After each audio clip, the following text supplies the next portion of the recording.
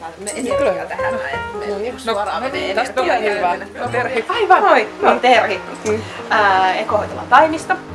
Se on Laitisen Annukka ja mulla on yritys nimeltä Herkkävoima.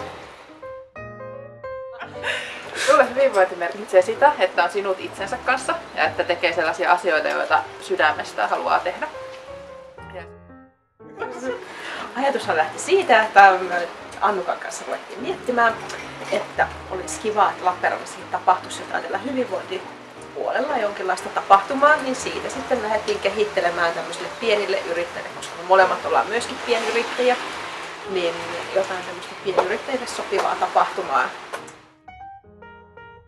Messuille on tervetulleita kaikki, ketkä on yhtään kiinnostuneita omasta hyvinvoinnistaan ja miettimään vähän, minkälaisia palveluita tältä alueelta löytyy. Halutaan näillä messuilla myös tuoda mahdollisuutta näitä paikallisen näytteilijäille tulla esille täällä näin, että minkälaisia palveluja on Etelä-Karjalassa tarjolla tämmöisellä hyvinvoinnin alueella.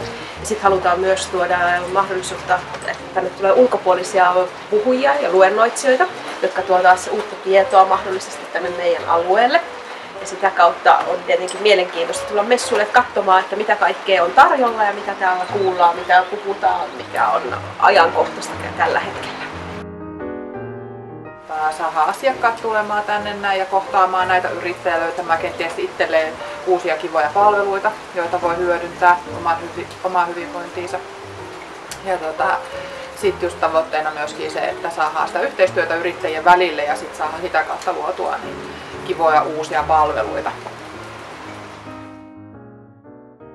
Me toivotaan tietenkin, että tämä Hyvä sinulle messut saisi myös jatkumaan, että tämä ei olisi mikään yksittäinen tapahtuma, vaan että pystyttäisiin luomaan tästä jotain uudenlaista toimintaa tänne Etelä-Karjalan alueelle. Hyvä sinulle messuista ja Hyvä sinulle brändistä on tarkoitus tehdä tämmöinen helposti lähestyttävä ja kaikkien saavutettava. Ja tämä Hyvä sinulle messut on myös sellainen, että tätä tehdään sydämellä ja sydämestä kaikille ihmisille.